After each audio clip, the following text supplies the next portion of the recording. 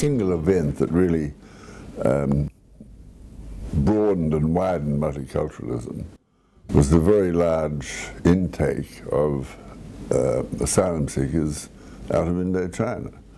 At the end of the Vietnam War, we had over 20,000 humanitarian intake for 3 or 4 years in a row. People from so many nationalities, so many backgrounds, have made Australia a much broader country than we once were. You know, we were a narrow Anglo-Saxon, Celtic, inward-looking community.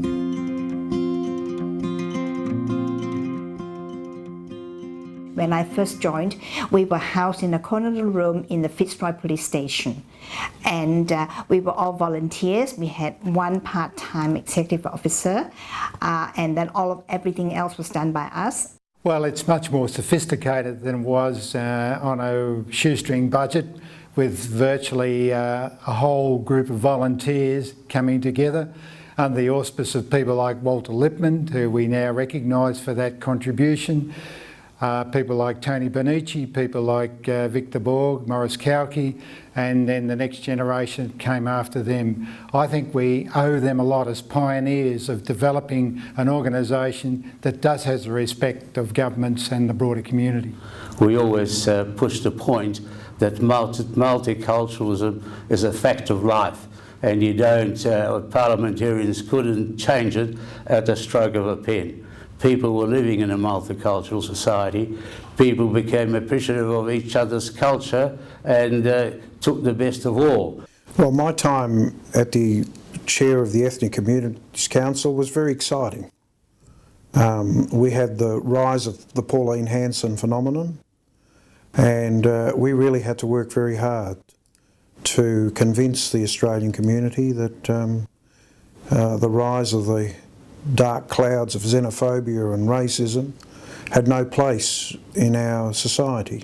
We wanted a clear message to the Australian community that Victoria was the cradle of multiculturalism and the support for a diverse society, and the Brex government adopted and initiated the legislative changes that were necessary to pass the Multicultural Act. ECCV became the beacon, if I can say, not just for Victoria, because other states always counted on our contribution as Victoria, ECC, and we still are leading on many issues concerning migrants and refugees. ECCV has been working very effectively in the last few decades, and as a result of that, it is known internationally as being the peak body, a good supporter of multiculturalism. Especially in the last few years, we've had delegates from China, especially from China, Malaysia, and other parts of Southeast Asia, wanting to understand how we promote multiculturalism and what strategies do we use to ensure that the different countries and different nations that have settled in Victoria are able to live in peace and harmony. ECCV as an organisation couldn't succeed and couldn't achieve without the contribution of its members. Our main role is to be advocate on behalf of those ethnic communities to make sure we are the voice of multiculturalism in Australia, and make sure that the government is listening and responding to our needs. I think the most significant achievement for the ECCV, and I think that it can actually take credit for it, is the way that multiculturalism is accepted in Victoria, the way that multiculturalism has become, if you like, a bipartisan approach by both Labor and Liberal administrations, to the point where that ECC now is part of the negotiation when there are discussion and debate about policies in this state. Now that I'm chair of the Federation of Ethnic Communities Council, I am very proud to have been associated with the Ethnic Communities Council of Victoria, and I always use the ECC as a model for other states to emulate. What the ECCV advocates very strongly for is a harmonious society made up of diverse people from a myriad of different countries, different cultural backgrounds, different language groups, but where we all live together in peace and harmony. You don't have to give up the cultural practices of your country of origin. Having regard for these things is still totally compatible.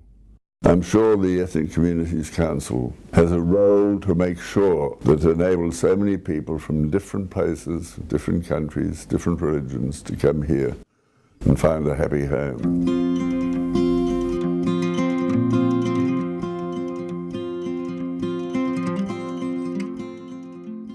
Well, the big issues for people today are those that arrive here and the support that they receive when they arrive, those that have come here as refugees and their resettlement in the Victorian community, and of course those that came in the past and now have aged and want support to age well. There'll be a need to reinforce multiculturalism.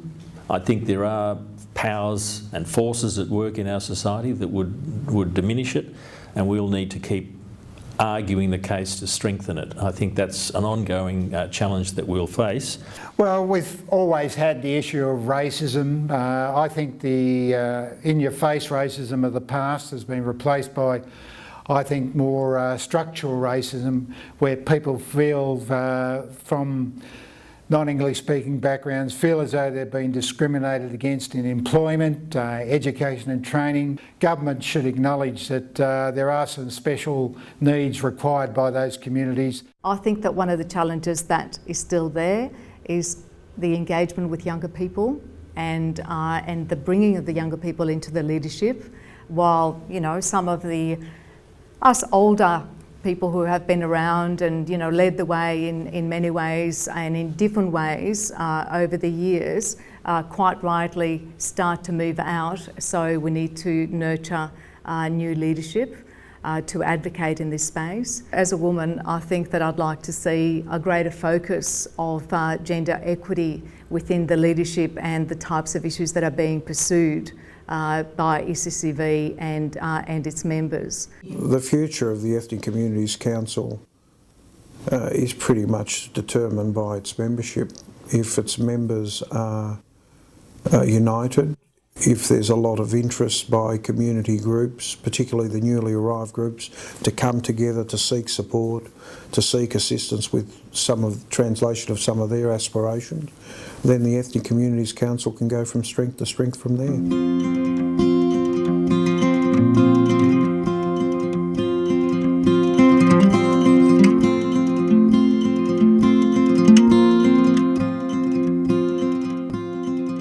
The Communities Council and its 40th anniversary should feel pride at what it's achieved, what it's contributed to this process.